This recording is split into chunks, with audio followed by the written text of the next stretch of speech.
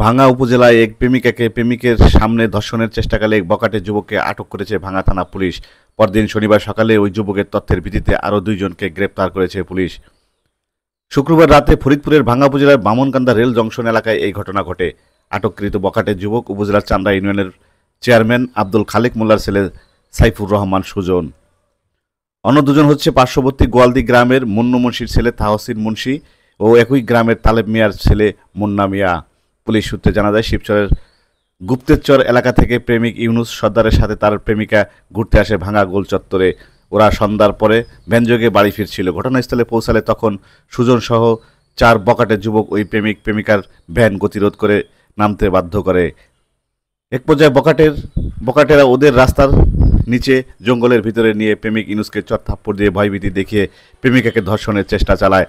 এক্সপ্রেসওয়ের bypass সড়ক দিয়ে পুলিশের টহল কালে ভ্যান চালক বিষয়টি পুলিশকে অবহিত করে। তখন পুলিশ ধাওয়া করে এক বখাটেকে আটক করতে সক্ষম হয়।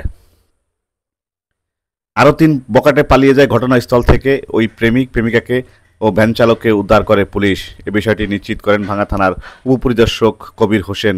এ বিষয়ে ধর্ষণ চেষ্টার আইনে মামলার প্রস্তুতি নিচ্ছে বলে পুলিশ জানান। পুলিশ আরও জানান, এই প্রেমিকার মা বাদী হয়ে শনিবার ভাঙ্গা থানায় একটি মামলা দায়ের করেছেন। বিস্তারিত দেখুন ভিডিও চিত্রে।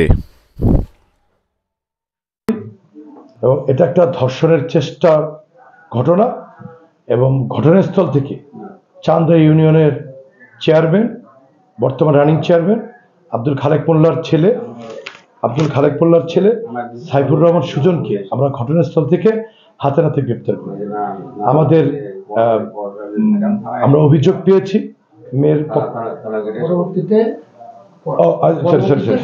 পরবর্তীতে ঘটনার সাথে অপর যে 2 জন জড়িত তাদেরকে আমরা সকালবেলা পুলিশি অভিযান পরিচালনা করে তাদেরকে গ্রেপ্তার করতে সক্ষম হয়েছি।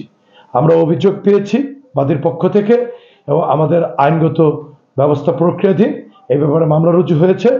আমরা মেয়েটাকে ফরেনসিক করার জন্য ফরিদপুরে আজকে প্রেরণ করব।